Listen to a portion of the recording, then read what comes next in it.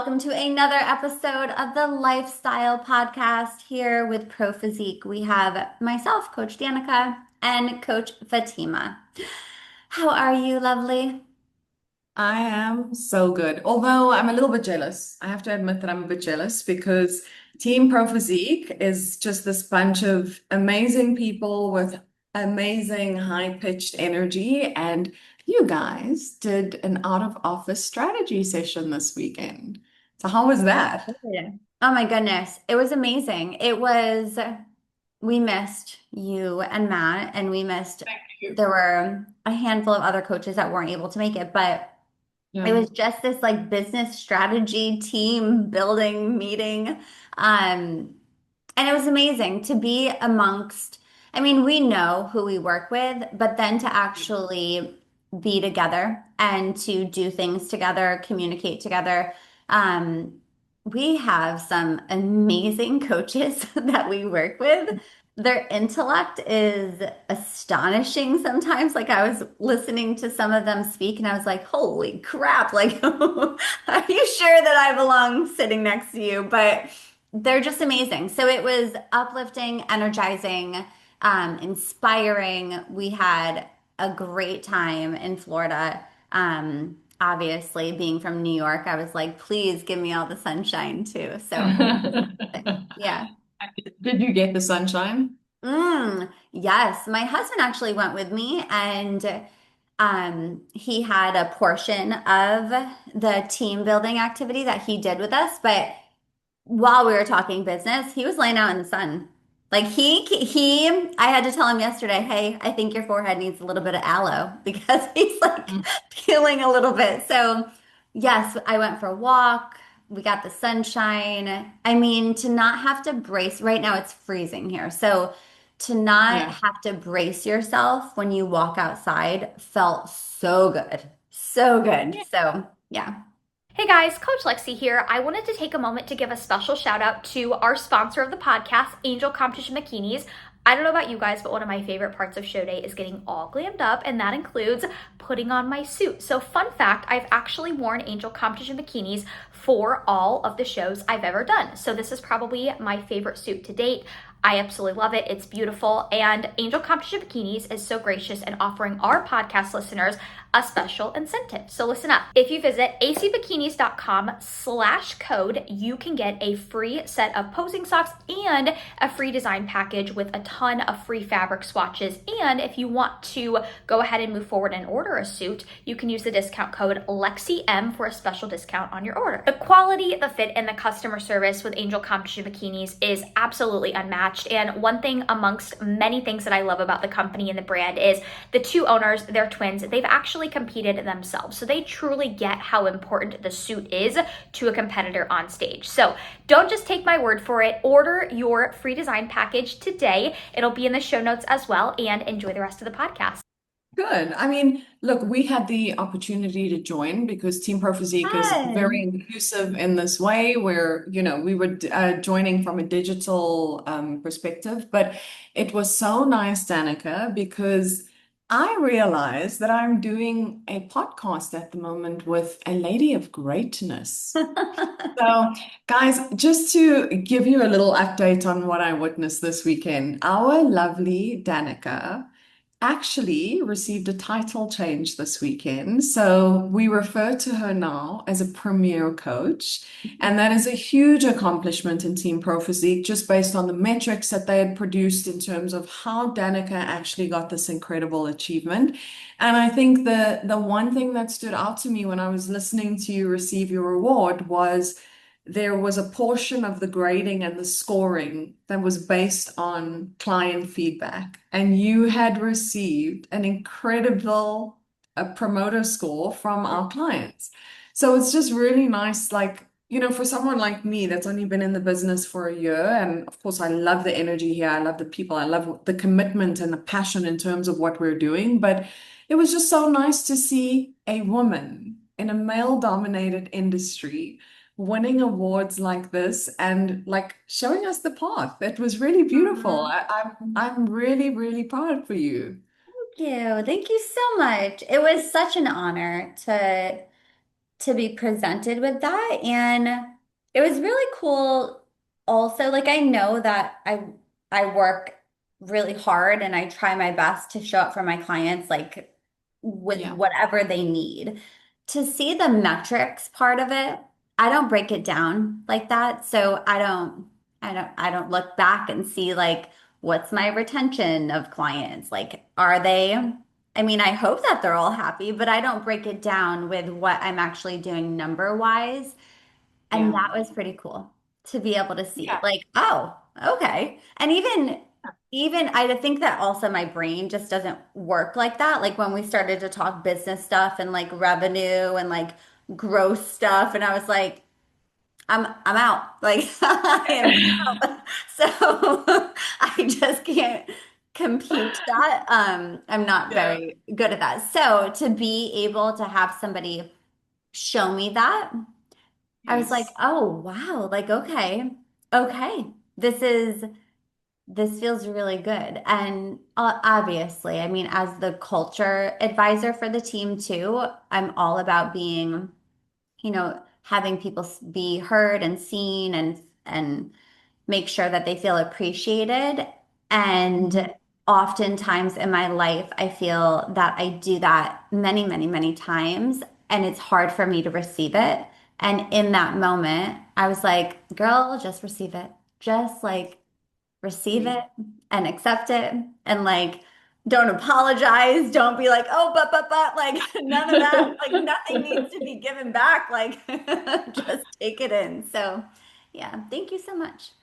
No, you're so welcome. And I mean, the work was done. There was nothing to Mm. do except just accept in that moment. So it was really, I listen, as your teammate and a female in this industry, I'm just pumped for you that that happened. Thank So you. guys, we need to call Danica something special. I think you need to be like Danica P, Danica Premier, B. Danica Premier P, Premier Coach. Yeah, that Premier so Coach. it's pretty cool. It doesn't obviously I'm still like the same coach that I'm going to be, but it does allow for me to kind of uh connect with the coaches on a level where like I have more say in the company and more, I guess, leverage too, to be able to take ideas from the coaches and they can come to me and say, this is what I want to do, this is what I want to make, like, and I have more voice and that's pretty cool. Like it's pretty cool to Yeah. be able to be like, yes, let's make changes. Like let's do this. Let's listen to everybody and let's make shit happen. So it's pretty And cool. also to be a part of the change, like Team Pro Physique is a Yes. wonderful company. I mean, you can see the direction that we're going in. I think the energy Yes. after this weekend, we're like, Oh yeah. "Oh, we're pumped. We know that, there's big things coming. So it's really nice to like be able to have a seat at that table while Mm. that is happening. That's Yeah. very Yeah. Yeah. so. I mean, you and I have been spending so much time talking about our brains. I feel like Oh, our I've been conversation, psychoanalyzing myself on a daily basis now. absolutely not necessary. I just want to put that out there, Miss Danica P.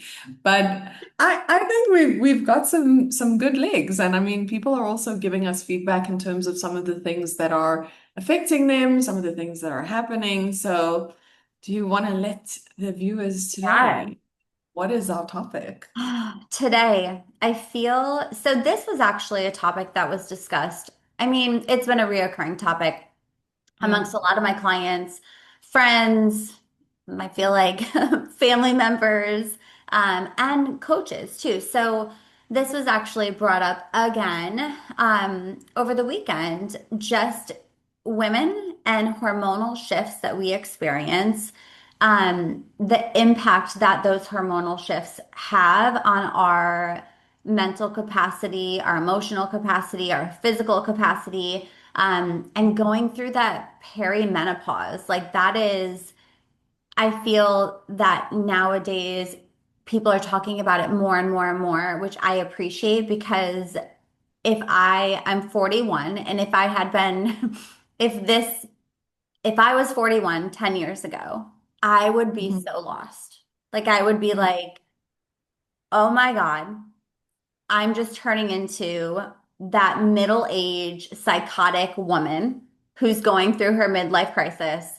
And I'm a hot mess express. I like signed up for the train. I am on there, buckled up, and no one's helping me. But I feel like it's really important for you and I to talk about one, because we have both experienced it in some capacity, but Yeah, it's layered too. And you uncovered a lot of different layers that I think would be important for us to talk about too. absolutely. And I'm here for this conversation. I feel like when I come to this podcast, it's like the confessional booth for me of my life. And Of chapter my, 5 of yeah. Fatima's life is. Oh, wow. Just keep up with the series.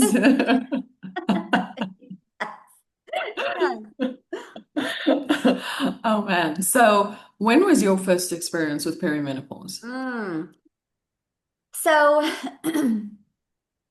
I actually, before I was pregnant with my first child. So this was after a show. And I spoke about this, I think, maybe it was with Paul and Stephanie, I want to say on the podcast, but I could not get my cycle back and my hormones were post-menopausal. So when they did my hormone testing, they were like, you're post-menopausal. I was like, no, no, no. Like I think there's a pre that should I should go through.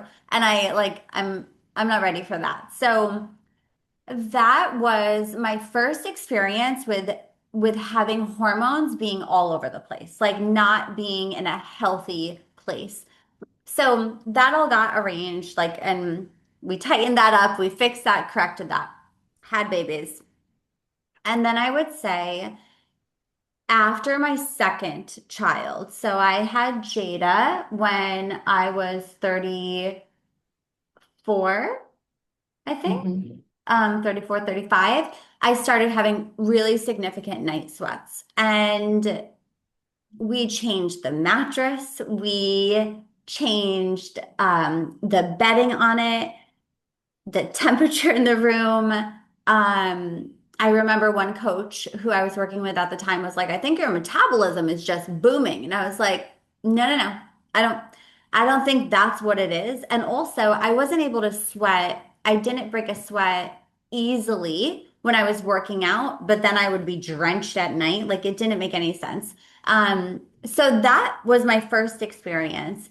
And then throughout the years, like I would say in the past 3 years, 4 years maybe, things have gotten a little bit more noticeable. I wouldn't say worse, but more noticeable. So still have night sweats.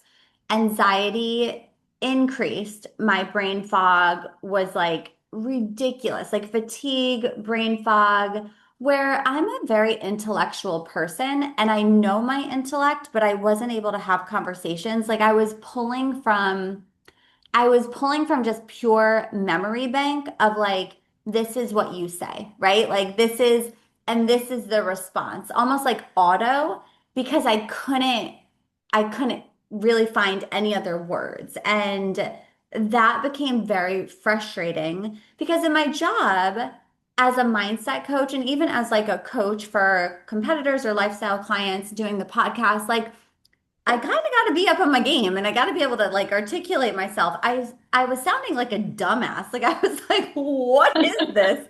The anxiety kicked in even, and I'm a pretty, I would say relative, we talked about this last time, but I'm a pretty anxious person or a go, go, go. Like I have higher energy. But this was almost like debilitating and that changed cold flashes. So I would the second I would get cold, it'd be like an intense cold. So I didn't have hot flashes, but cold flashes, intense cold where it felt like my brain was cold, like my heart and my brain were cold. Um, Mhm. and then going going to like every, I'm sure people know this story. Women have experienced this and have expressed it to me. Going to the doctors, them telling you like, oh, we'll do a CAT scan, we'll do an EKG, we'll like have you wear a heart monitor because I was having heart palpitations, which bleed into anxiety, which like makes the cycle even worse, right? So, um, that was all happening, and doctors being like, it's anxiety. It's just anxiety. Or you're a busy mom, you have two little ones, and you're busy with work. And I'm like, no, this like, Mhm. I don't, I don't agree. I don't like it. People do this all the time. Like, what do you mean? You can't, then why do we have kids? Like, then is that how, what is like the trajectory of life is like once you have those kids and you have a job and you're like pretty stable in your life, shit's gonna hit the fan and like you won't be able to take it. No, I don't. I was like, this is not okay. So that's kind of how I guess like it has happened over the course. It's been 8 years, like of like up and down. But at the last 3 to 4 years have been the significant. So, like I said, I'm 41. That does line up. It makes sense. I still have my cycle. It's very regular. So even that though, I feel like women need to know that just because I still have my cycle, just because it's still regular, doesn't mean that like I can't be involved in the group of perimenopause. Like, no, no, no. Doesn't work like that. So yeah, that's been so far, that's been my journey with it. It's been a ride. I'm not gonna buckle up because I feel like I just want to get off sometimes. So I'm not gonna buckle up. Yeah. Yeah. How has have you had experience?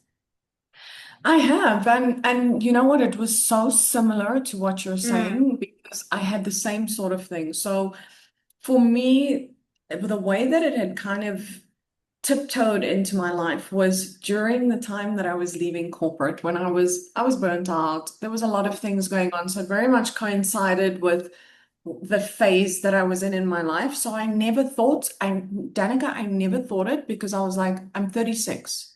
I'm mm, 36. I'm too young. That was yeah. the first thing that I thought. The second thing that I thought was, I am a very happy-go-lucky person. I always have a smile on my face. I always have something nice to say because it's just my personality. And like, I was a raging, am I allowed to say the B word? Absolutely. Yeah.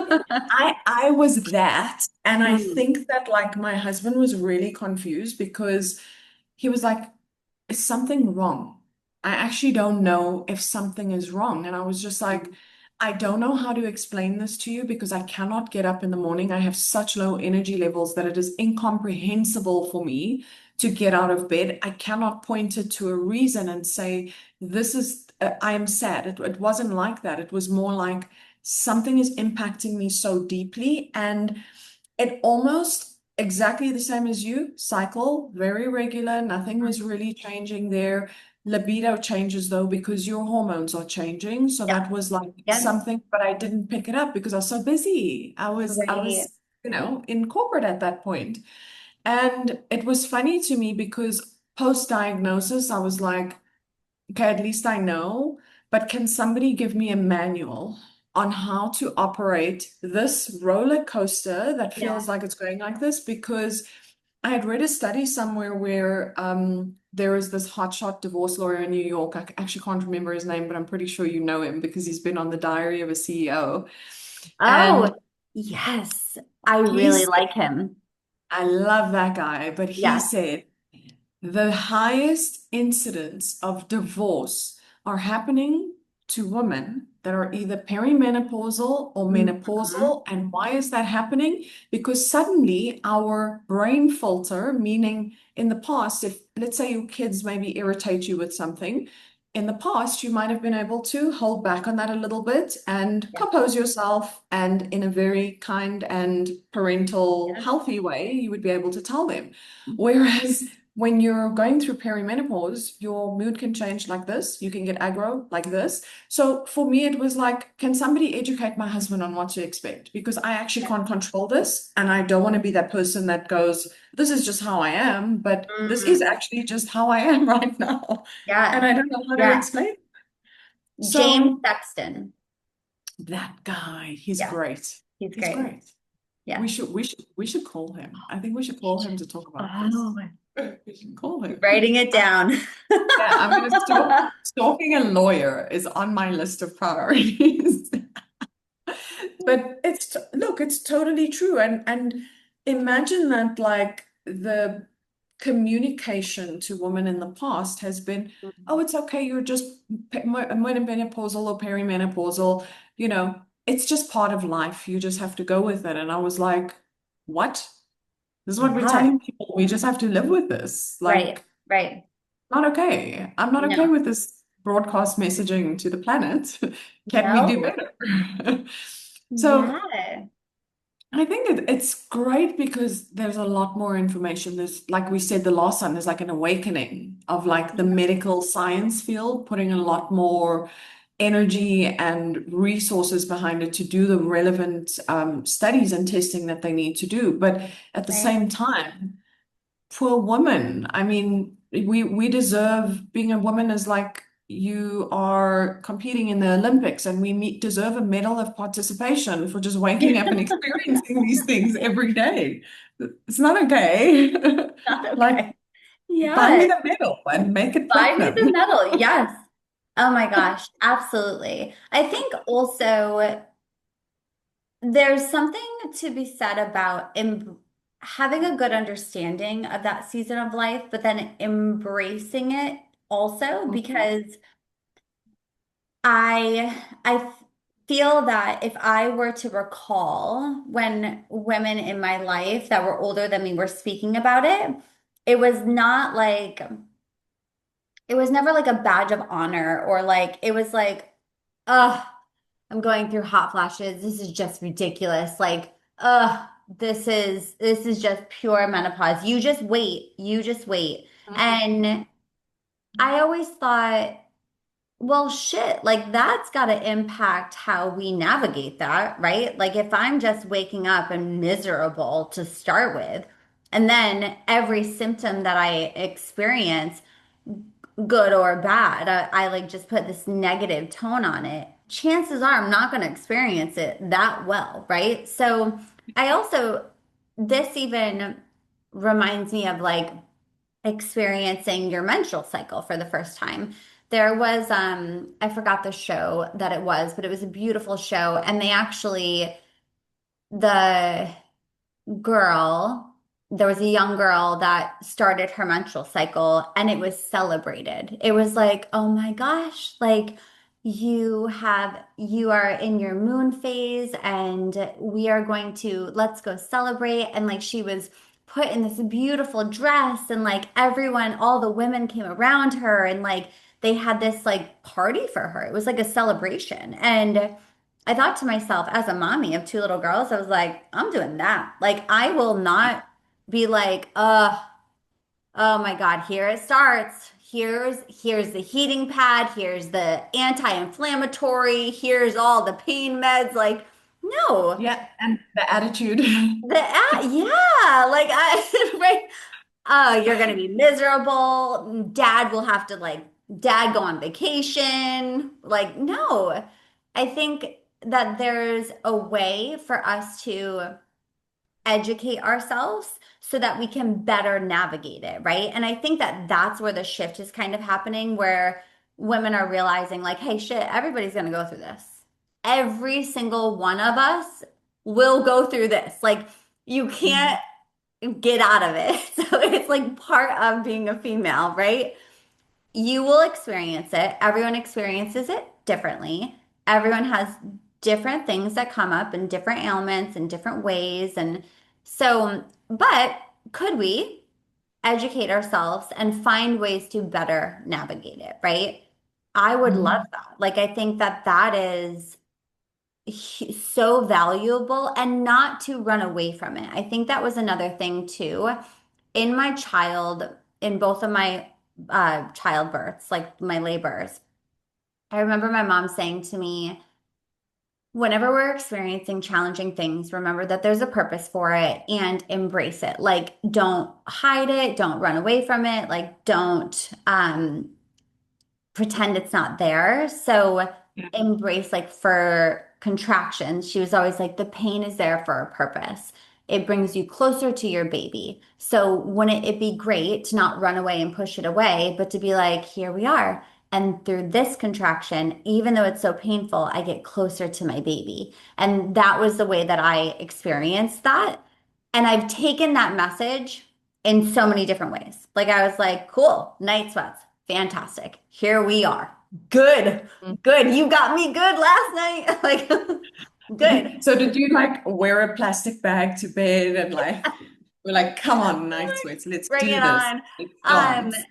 I have a set of extra pajamas that are right next to my bed because every time I have it, I have to change my pajamas and like, and then my husband already knows, like, he'll be like, all right, we're gonna wash the sheets, right? And I'm like, oh yeah, we're washing those sheets. We got like a mattress protector, like we got all the things. We are well prepared. Bring it on. And I'm like, bring it on. But I do think it's important to not run away from it. Like, what are you gonna do? It's still gonna be there. It's gonna be like, hi, I'm still here. You so could you just navigate this season with me better? You were able to do Yeah. that, right? 100%. Yeah. And look, for me it was because I am I love data. Okay, so I love research and I researched myself into a bottomless pit of information. And I think it really helped me, Danica, I bet. because I was able to sometimes just wake up and go, you know what? I can already feel that my hormones are changing. And my husband would say to me, what do you mean? And I'm like, oh no, I can feel my progesterone dropped last night. And he's like, how do you know that? And I go, well, Mm, because I had night sweats. I couldn't get rid of that anxious feeling in my brain. I wasn't able to sleep, so I had interrupted sleep. So I know this is a progesterone issue. I'm yes. there. I can feel that immediately. And it helped me just like also to validate in my brain that I'm not crazy. Yes. Oh my Not God. crazy. Yeah. Because one minute I'm in control and I have everything going well and I'm juggling all the balls and I'm doing all the things. And the next day I'm a complete wreck and I don't know why. And my husband is looking at me and he doesn't know what to do. He's like, And I he's don't know like, about this commitment. What, yeah, what did I get he's myself like, into?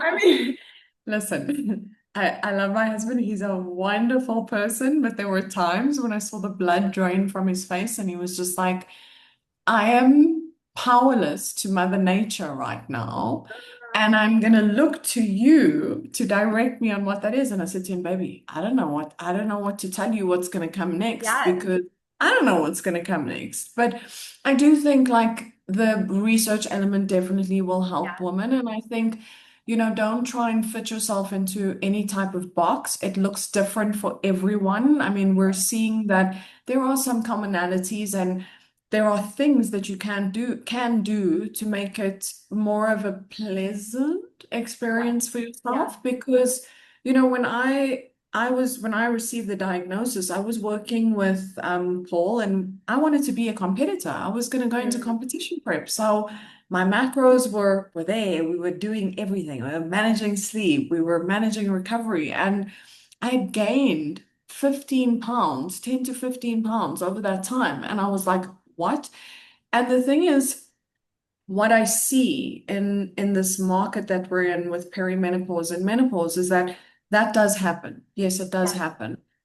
But women use it and go, oh no, it's just menopausal weight. I'll never be able to lose it. And I'm like, no, girl, Yeah. I did it. I did it. Yeah. You can. You Yeah. can. We just need to figure out whether or not you're open to HRT protocols, Right. that because that can make a difference to your quality of life.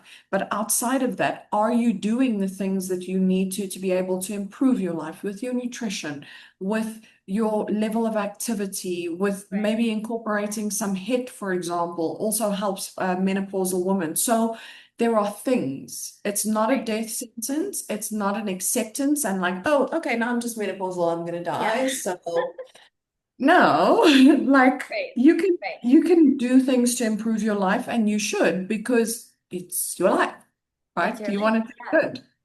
Yeah. Yeah. I I love how you brought up like I'm not crazy. I think a lot of women do experience that like, ooh, where did that just come from? Or like, wait a minute, I felt so good yesterday. Um, and even during the day, like where you can be cruising and then all of a sudden you're like, where did that come from? Like that I just cried over like a Gecko commercial. Like this is not what just happened. I don't understand.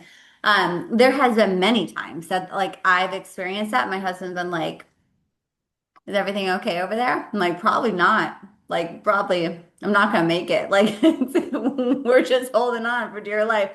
We don't know what's going on. But being able to say, I'm not crazy. I'm not alone.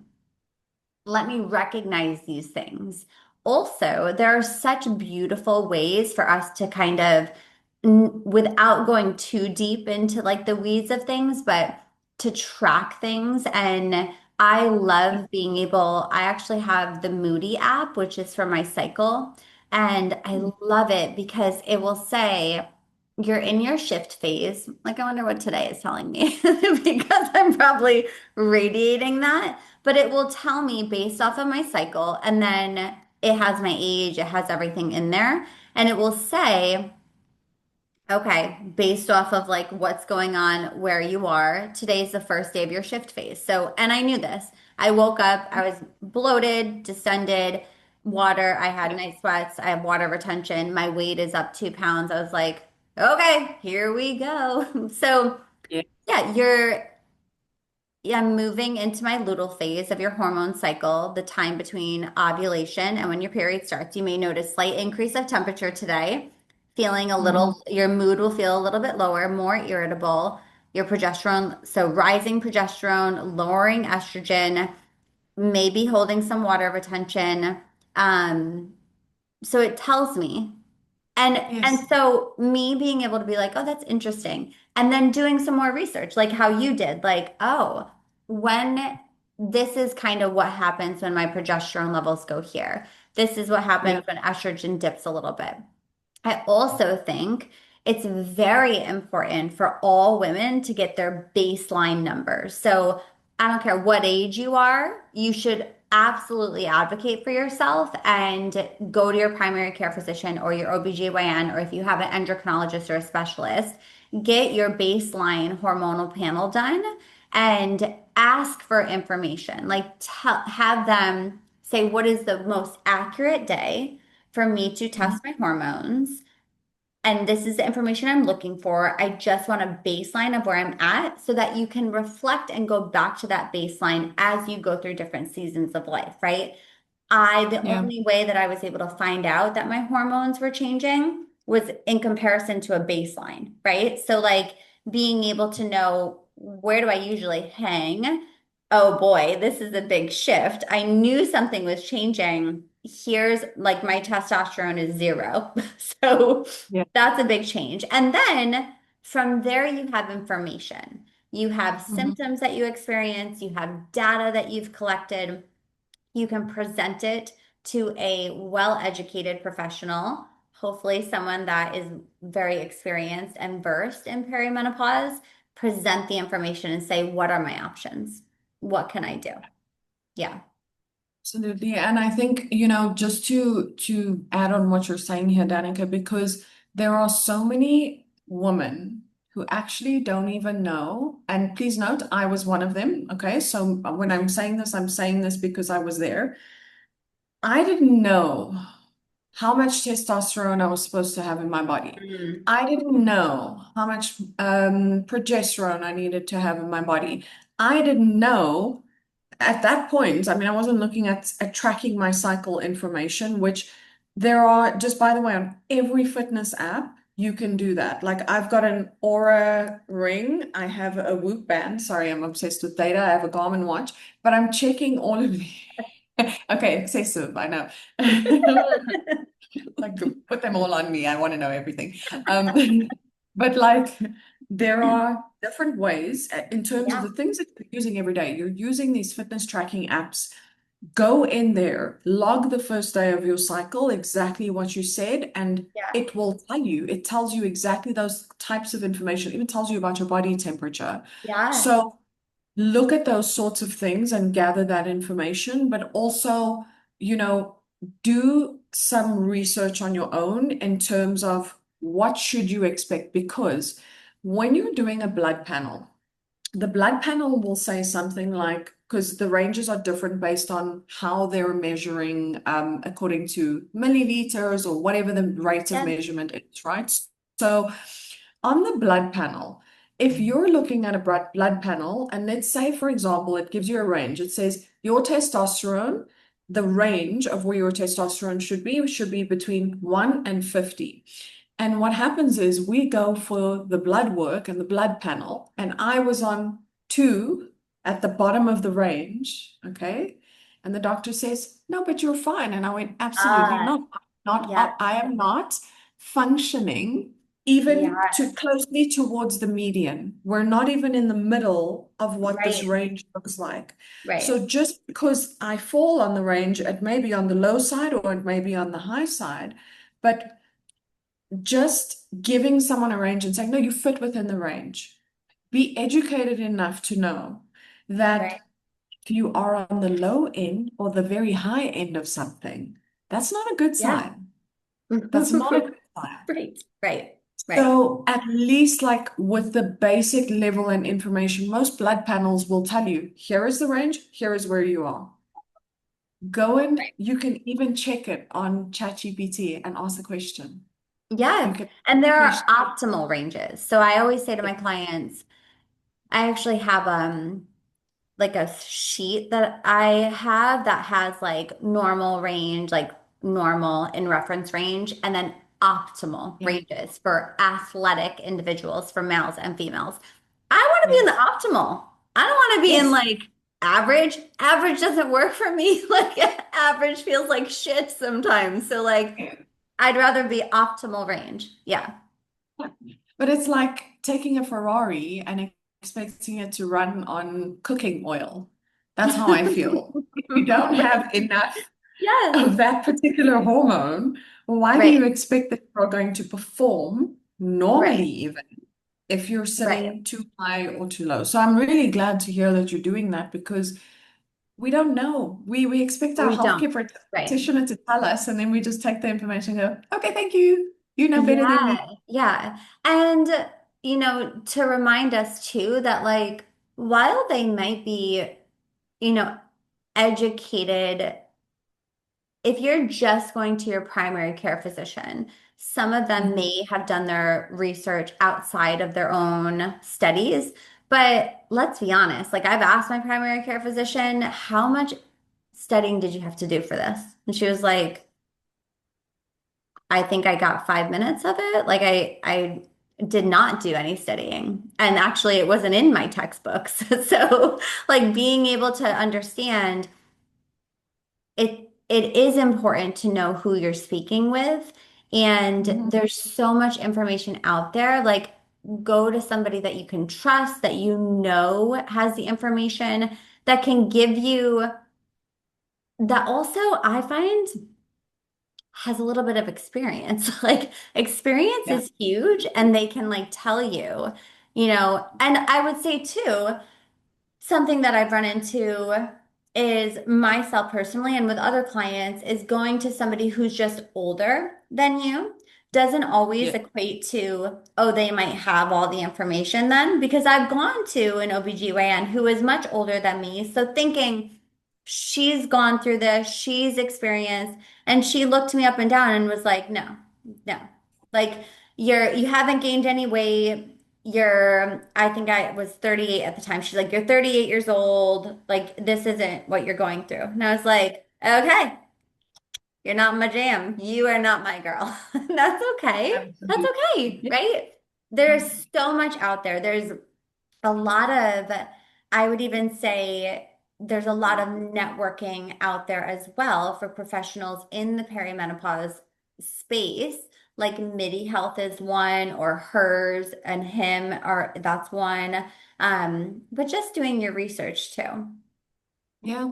And I think also don't forget the fact that perimenopause is a inconsistent cycle in the way that your hormones, even if you go on HRT, if that's the route that you choose, your hormones in perimenopause are not stable No. enough to be just carried through the entire time. We cannot expect that a healthcare practitioner is going to give us something and we're just going to be okay. Your Right. body is doing this. So also have the dedication with yourself to continue to do those regular interval blood work, right? Because I don't think it's enough to just do it once a year if you've already been diagnosed.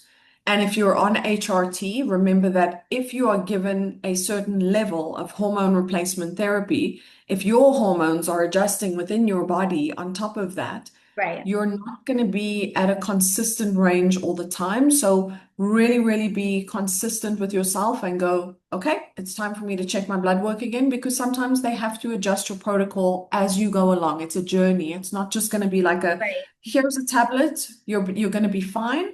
Just No. go, no. Like be consistent with yourself to care enough about making sure that you follow through as well. Right. Yeah, absolutely. I know we've been talking a lot about females, but I want to bring in the males a little bit and help them Mm. to Oh, navigate this as well. yeah. Because I think sometimes it's a very misunderstood season. Mhm.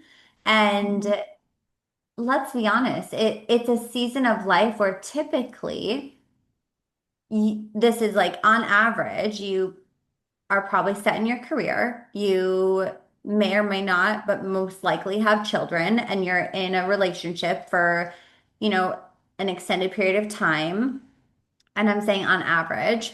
Um, and so that's very confusing for the male counterpart or your partner who may not be experiencing it like you are, right? So to them, they've just they have felt and seen this huge shift, which isn't always a quote unquote positive shift. Like there's a shift of your mental well-being, your emotional well-being, like your temperament, your patience, and your libido. Like there's a shift, right? Which is Yeah. going to impact your connection. And it can be very confusing because nothing made may have been nothing that happened. Like the husband or the partner is like, I didn't do anything. Like I didn't do anything. I haven't changed. Well, yeah, you haven't changed. You have not changed. Your levels probably have not changed. Their levels have changed. And that really does impact outward expression of self, right? So I think it's so important. I'm so grateful for my husband because he has every podcast I've sent him, every like book, Audible book. I'm like, hey, just purchase this if you wanted like join in reading. But he has come to me and been like, did you hear about this and this? I'm like, yeah, dude. Like I've heard about itchy ear syndrome. Like, yeah, tennis elbow, heard about it. Um, Little things, frozen shoulder. Yep, heard about that. Yeah. Like all the little things, and him just realizing that he just didn't have the education. So he was basing it off of what he knew, and what he knew was pretty solid, right? And then all of a sudden I change. If he has no idea of like, oh, this is kind of the course that like a female runs through, and I may be experiencing this and this and this. Like he has been able to kind of take on that information and then has said to me, "Wow, I'm so sorry that like you have to experience that. That's a lot. Like that's a lot." So anytime Perry, we call it Perry, is in the house, he's like, "Just let me know." Like I'll be Yeah. like, "Hey, Perry is like in the house today." I'll be like, Yeah. "Copy, Roger that." But I feel like that's really important for partners to understand because when you're going through perimenopause, I don't think that you necessarily, at least in my experience, you can't articulate it. Like you don't even know. You don't Hmm. know. So how am I supposed to be like, this will help me in this moment when I don't even know how to help myself in the moment? So it's really important to keep an open communication, be curious about all the things that will help you in your relationship to support one another and to be able to understand that it's not you. That when like overstimulation happens during perimenopause or low libido happens or it's not it's not my husband. It's not Yeah. that's not, Yeah. like nothing has changed there. It's like internally, Mm. physiologically things are shifting. And I think women sometimes feel like horrible about that. They're like, I don't even know. I'm so sorry. I'm broken. Something's wrong with me. Like, no, no, just having Yeah. a good understanding of it. Yeah. And I think it's so nice in your household that you had a name for it because we also, I mean, we had created much meaner names that I can't say on this podcast, but I mean, I'll be honest, it at least helped me to point the finger at something and say, okay, this is what's happening right now. I can't control it. And he was just like, okay, that's fine. Like we're in this together. Similar, Yeah. your husband's name's also Matt, right? Yeah. Yes. Okay, so our Matt squared, Math are doing squared. a very good job. Yeah. Purely because it, like you said, it is confusing. And I think if we're not driving the conversation and we're not driving the communication, and sometimes that communication is, I don't know. Yeah. I don't know Yeah. where it came from. I don't know what's happening. Just be patient with me and don't lose it on me when I'm losing it because Yeah. I don't know when that's going to happen. Yeah. I think that immediately like sets the tone and is like, Yeah. okay, we're riding this wave. 100%. That's hard. I find that many times for men, they like to be fixers. Like I should be able to Mhm. fix this. This is Yes. this isn't something that you can actually fix. Like this is something that you can better navigate and like you can learn about and there's no fixing. There's not like, oh, I have a tool for that. Like we're gonna put this like screw right in there, tighten it up, and you'll be good to go. Like, no, this is not that. So that's something too that should it has to be a big shift with how you approach things as well. It really does come down to understanding, right? Like understanding what is happening, right? Like get the data, understand. I would say for your husband, just like my husband, he needs to, the more he knows, the better he's able to understand, like, oh, okay, this makes sense to me. Where before it Mhm. was like, you are out your mind. Yeah. That doesn't make And sense it's to me. so, you know what's so nice about it, Danica, is that my husband's a coach too. So while he's had to experience this experience Oh, with me, it's now changed how he's viewing things for the right. women that are involved on the other side. Because now Yeah. he's able to go, okay, I don't want you to panic. My wife went through this. Here's Yeah. what she experienced. Everybody's journey is going to look different, but I Mhm. want you to know there is light at the end of the tunnel. Right. My wife back to her normal sunshine self. It can happen. It's not Yeah. going to be like this forever. And sometimes that validation is just all you need to hear. Oh, It's going to yeah. be okay. It's gonna Even be if it's okay. not coming from your husband, even if it's coming from your coach and your coach is a Yeah. male and he's going, yeah, girl, you're on the roller coaster now, you know? Yeah. So accept it, Yeah. radically accept it, and let's Mhm. just move through on what we can do to make that better for you. So I'm also proud. I tell him all the time, I made him a better coach. Yes, absolutely. I've made my husband a better coworker and a lot of his friends have been like, my wife has lost her shit. And he's like, oh no, no, no, no. Let me explain it to you. I Let love me it. save your Well, marriage. yeah. Let me explain it to you before you think you're Uh, out. let me just talk to you a little bit. Yeah, there's Bro, so many bro different chat about areas. perimenopause. Mm-hmm. Yes, there's so many different areas I think that we can go in this with, like, or venture out to. Um, I know that we will have another coach on next week, which will be amazing because she has experience with this as well. And then we have actually a couple of other coaches that have experience with this. And I think it's beautiful to talk about it from a coach's perspective, from a personal perspective. Um, in your experience, have you worked with clients that are going through this? Yeah, so Yeah. it's been interesting for me because obviously, I mean, we're all tracking different metrics, right? So each coach is different based on their approach and what they're looking at. And for me, the dead giveaway was always the sleep because I'm asking people to Mm. physically fall in how many hours of how many hours, first of all, are you sleeping? And was it productive, restful, or interrupted? And, when they leave me notes in the comment section, very, very common things were happening. Oh, I'm starting to feel a little sad, Mm. or I'm starting to feel increased levels of anxiety, or I'm starting to feel the night sweats. The night sweats is always, guys, we don't sweat. We don't sweat. If we don't sweat during the day, we're not sweating in our sleep. We're Right. not. We're not. It's not like a Right. common woman thing that we're Not doing. a We're not common that woman tense. thing, no. No. So, those sort of things come up, and then you can kind of see it in like motivation, Mm. motivation to want to go to the gym or want to do great things with your family. Those are things that you love. So if you're starting to feel like, kind of a gray cloud around that, something's changed.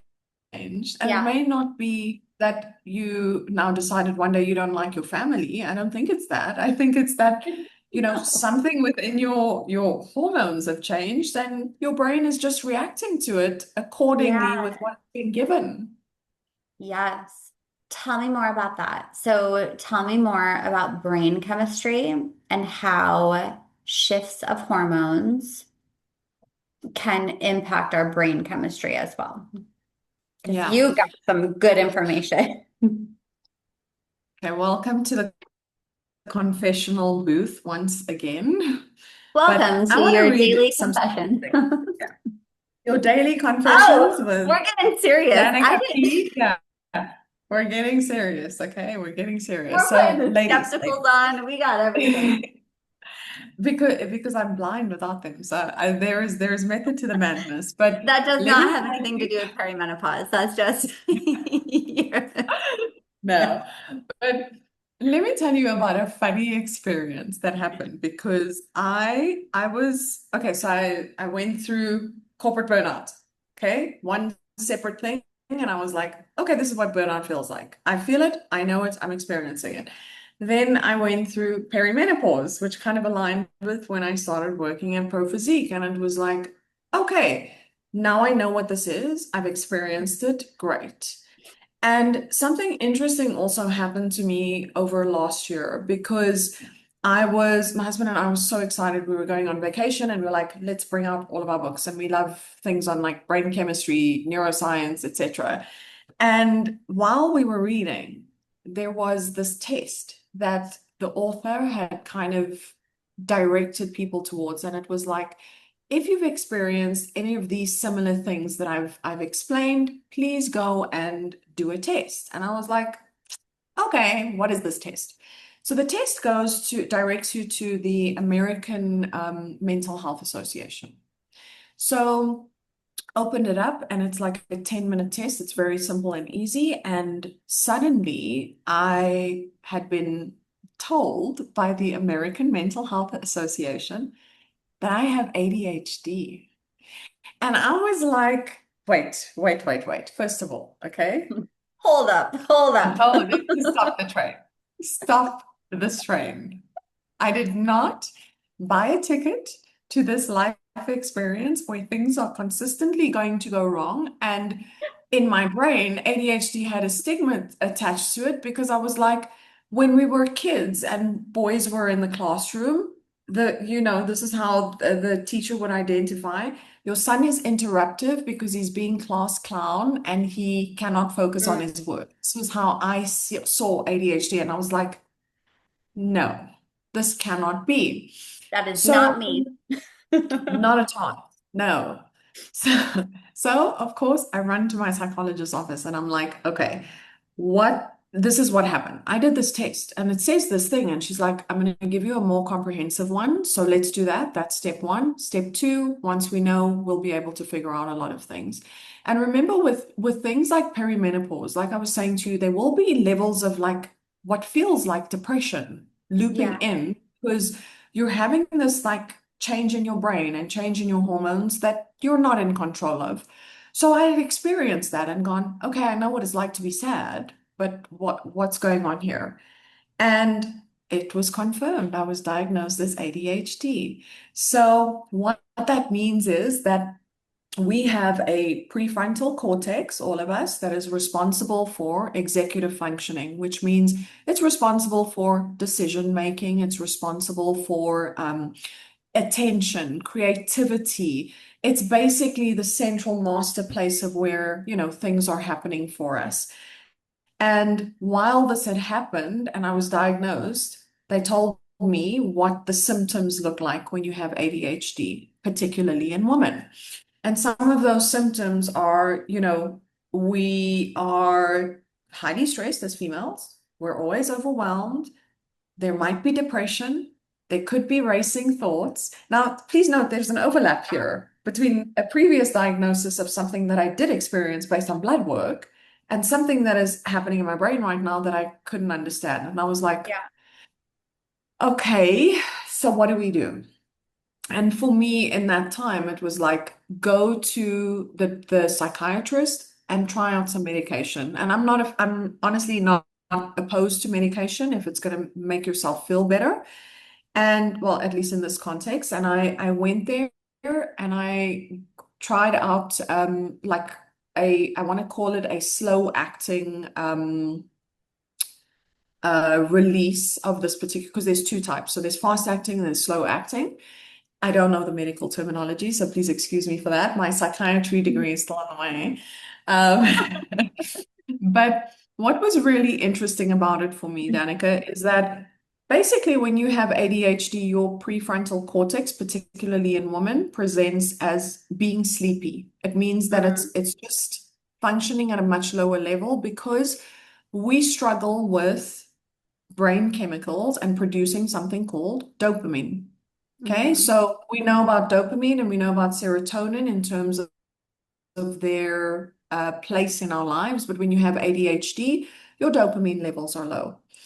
Interestingly enough, and I realized while I was going through this experience, and of course I went through the rabbit hole of figuring this out and going, what is this? How has it been changing my behavior? And then trying medication and going, oh my, I think that this is a serious issue. So when I Mhm. did the research, I found some stats that I would love to share with you. So Yeah. I just want you to let me cook for like 2 minutes because I feel like this is super important for every woman that's listening. Okay. So in the United States of America, there are 169 million women.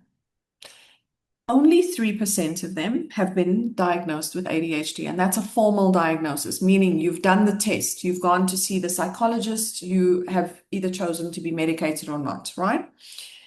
That means that that number is 5 million. My Of God. those five, yeah, of those 5 million women, only in America, 60% of them were diagnosed in adulthood and not in adolescence because it Oh my presents God. differently for women versus men. Okay. 30 to 50% of those women were first diagnosed with depression and anxiety before an ADHD diagnosis because the symptoms present in the same manner. Right. And then, of course, as usual, 80% of women who are diagnosed then with ADHD felt misunderstood. Now, Of this is course. an Right. interesting one because this diagnosis or the thing that you're finding out about ADHD will affect you in terms of your happiness levels, your levels of overwhelm, your creativity, your procrastination. And what did you say in the beginning when you were diagnosed with perimenopause? You're a woman. This is normal for us. We're just more stressed than men. We're more tense. We're more, like all these things. So it kind of upset me because when I looked at those statistics, I was like, can you imagine how many women are walking around right now that might have ADHD that don't know how it presents in the body and in the brain, and that are living a life where their symptoms are also similar to that of perimenopause, right? Yes. And additionally, like, what do we do? Do we have to do all of like process of elimination? Where do we begin? Right. Where do we begin? Where do you begin? What's wild is that estrogen is such a protective hormone, right? And that is typically the one that's going to be your up, down, up, down, up, down when you go through perimenopause. Estrogen supports that hippocampus too. So your hippocampus is kind of the region of your brain for like memory and learning. So like when we're Hmm. like, I'm sorry, what? You're trying to teach me something? And I can't compute this. Yeah. And also estrogen buffers our stress response. So like, Hmm. where do you begin? Yes. Right? Like that's it feels like it almost feels like everyone should, you know how I think we've talked about this before, or maybe it was my husband, but there are certain countries that have a protocol where they do this like overhaul of testing for all of like Yeah. the baseline of everything. And then you know if you're more susceptible to certain diagnosis um, Hmm. and awareness of that because say you should have been diagnosed with ADHD as a child Sorry. and you weren't, and then you go through perimenopause. Yeah. It like escalates everything. Of course it does. Yeah. Because people with ADHD, and I mean, remember, it's called a spectrum because there's many Right. ways, Yeah. in terms of how it will present in your body. But like the commonality with females specifically is that we will get overwhelmed. Okay, so we get overwhelmed dealing with stress because right now our executive functioning system for Yeah. decision making is being overwhelmed. Right. We have sensitivity to light. We have sensitivity to noise. We have Mhm. sensitivity, and these things we don't pick up. We just think we're Right. overstimulated. We're Right. overstimulated. It's part of the experience. And while all of this was happening, and I was like looking at the data and going, so much makes sense about it. But while I was doing the research, one of the common things was that if you have been diagnosed with ADHD, you may have sensitivity to a lot of other things. So, for example, if you're going through perimenopause, 90% of women, Danica, said that they experienced symptoms that were worse than neurotypical people. Why? Because the sensations on your body when you have ADHD, because you're sensitive to it, is going to feel much worse. And Mm. additional to that, like if you even let's not even talk about perimenopause and menopause. If you just think about women, for example, Yeah. who we know we're coaches, we work with different types of women who have different types of cycles and they experience different types of symptoms. And one of the things that they found is that even in women's cycles, your cycle may be regular, but the level of pain that is experienced may be far greater for someone Mm. who is neurodivergent. So it was an interesting conversation for me because that means it kind of also gives us a very large array of information that we need to look at in terms of what is the person experiencing, because we have so many crossovers that can exist at once. Two things can be 100%. true at once. Right. Absolutely. I wonder too if women, there are, I would imagine there are, but women that are just diagnosed with ADHD, but but but they're going through perimenopause and their estrogen levels are super low, right? Yeah. And so like there's this misdiagnosis as well because many of the symptoms of perimenopause can also uh, show up like it's ADHD and vice versa. And so many other things, right? Like anxiety disorder, panic attacks, like deep depression, thyroid issues. Like there are so many where people are like, It- I'm out, I'm done. Whatever. yeah. Yeah, yeah, Yes. that's a lot. Remember, it is a lot. And I think that like we need to stop talking to ourselves when something is wrong and start and instead of saying things like, I feel like I'm crazy or X feels off. Okay. I don't know what it is, but there is a Mhm. myriad of things that you could test for and still not get the 100%. answer. And still not get the It answer. can Right. happen like that. Right, right. Yeah. Having the ability to test for things, I feel like is so valuable. Like being able to, and not so much that it makes you anxious. Because I even for myself in this moment can feel like, oh no, like what if it's this? What if it's this? What if it's my gut health? Like what if it's, there's so many different things. Yeah.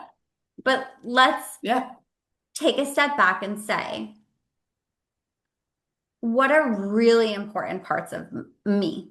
Like in physiologically, what are really important parts of me that I should have a general baseline of like what's going on? Hormones are right up there, right? So like Yeah. hormones would be something that I would absolutely test.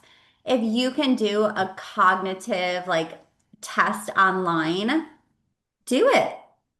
What, it took you Yeah. 10 minutes? Like, do it. Yes. But you can take these things, gather the information in a very well organized way. I would not go through the plethora of stuff that's out there. I would do Yeah. your heavy hitters and then go Hmm. from there.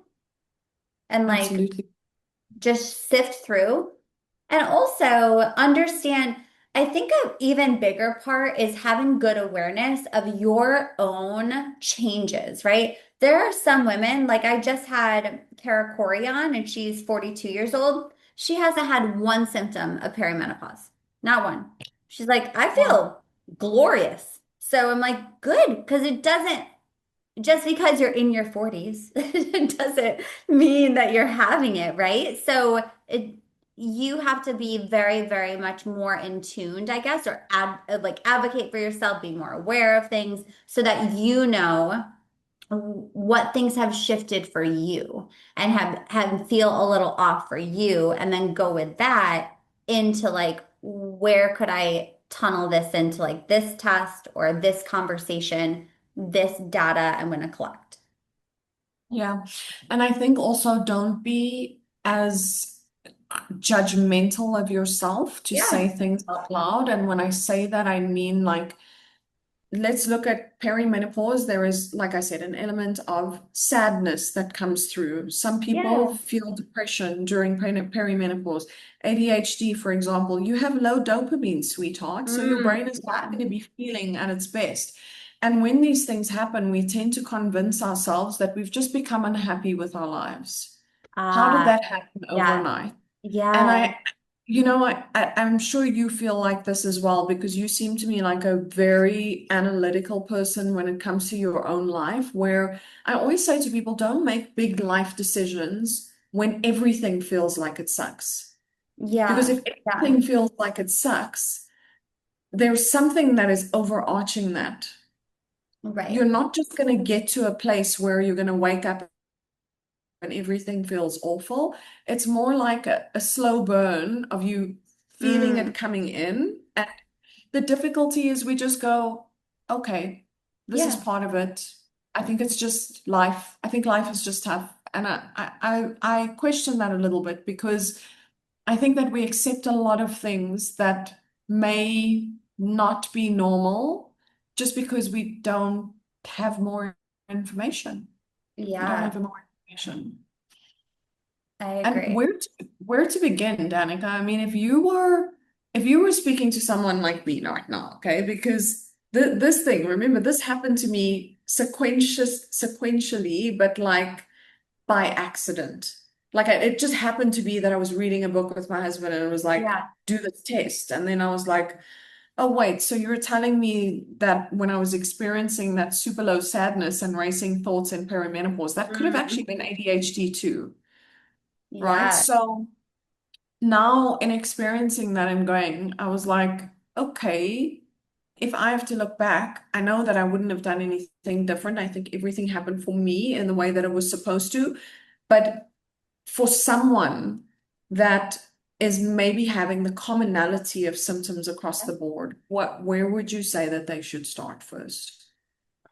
So I always go to your pillars of health first. So when something's presenting and you're curious about it or you feel as though like this is a big shift, I don't feel comfortable with this change, or I always say let's go to your pillars of health. Like how are you sleeping? How are you eating? How are you moving? How is your stress management? Are you even aware of your stress? Like, do you even know how that manifests in your body? Your pillars of health, and do that first. If someone's like, oh, no, no, no, that's good. Like, I'm happy. I'm happily married, or I like, I'm very successful. I feel really fulfilled in life. I sleep really well. I eat to fuel my body. My digestion's good. I go to the bathroom every day. I sleep really well. It's good quality sleep. I hydrate, all the things, right? My immune system's good. Then I always say, Roger, we got our foundation, right? Like our foundational pieces are pretty well stacked. That's good. Let's look at our hormones. Like, when's the last time that you had lab work done of a comprehensive metabolic panel, a lipid panel, Yeah. and a hormone panel? Can we Mhm. go and get all of these tests done? You should be able to. When's the last time you saw your primary care physician, your OBGYN, or any medical professional you are in communication with?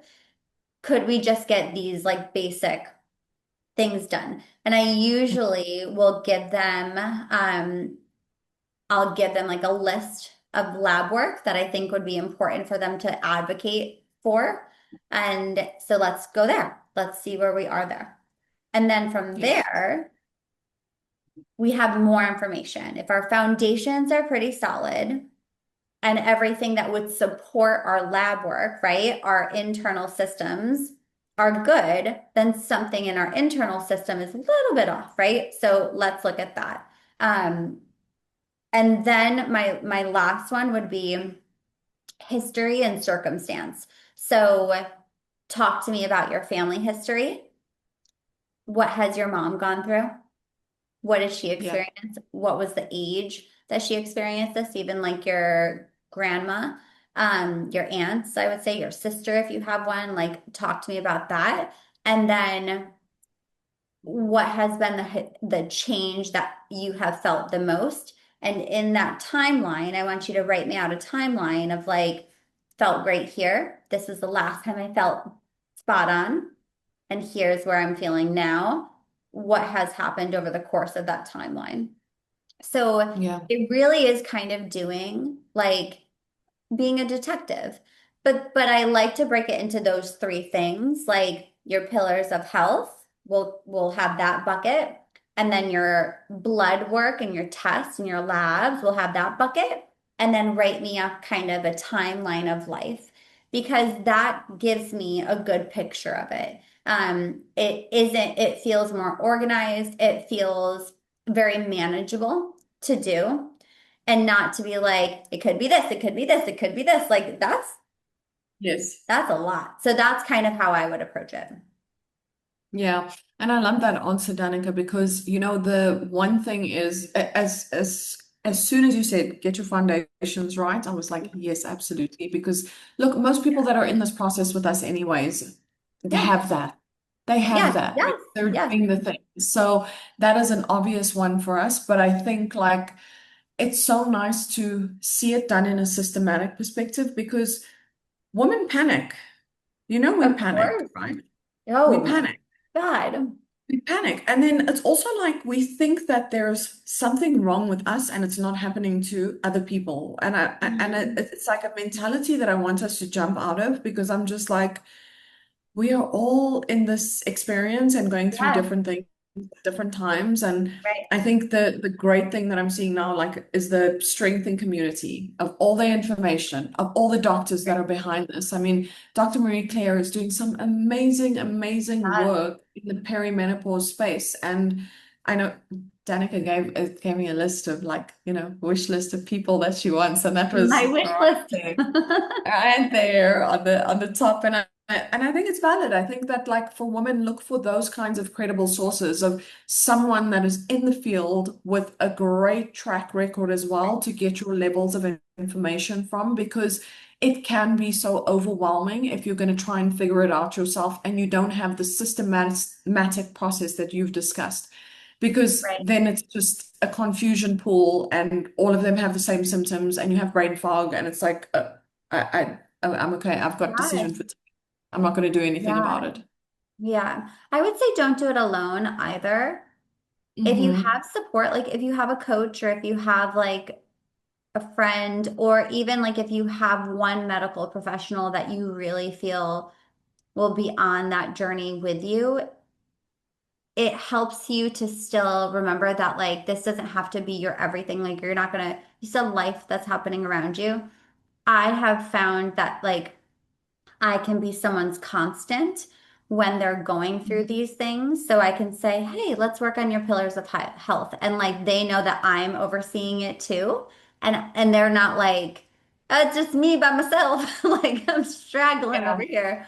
Where like they can get the blood work and I can say, fantastic. And now from here, what are we going to do? It helps them to not freak out or to not feel so scattered because I think that that's overwhelming in itself to be like, there's so many moving parts already. And then I'm adding this Yeah. into it. That's a lot. Yeah. Yeah. Yeah. And I mean, it's kind of, it reminds me of the cycle that we see so often with women, which hurts my brain and it hurts my heart because I Mm. was there, which is like, when you're about to go on a diet and you've tried 17 different diets and you're like, nothing has worked for me. And then you come to Pro Physique and people really start realizing, like, listen, this flexible dieting is like quite a flex because you can Mm. do all of these things and not fall off the wagon and still be successful, right? So you kind of think that by trying so many different things, you've done it, so you're not gonna touch it anymore. You're not gonna touch it because nothing has worked. Just Yeah. be open. Like, I think we said this the last time. When it comes to your health, get a first, get a second, get a third, get a fourth Right. opinion, get as Right. many as you want until you feel like somebody has given you or addressed the root cause of the problems that you're experiencing. Right. So I love being in this era. I feel like we're doing good things. No. We're Hear us lifting. roar. I know. I know. You know what we should do is have some men on the podcast too to relate to us their experience. Oh, We should actually maybe get our husbands, girl. We should get our I've husbands. already asked him and he said he's full on. So maybe that's the next one.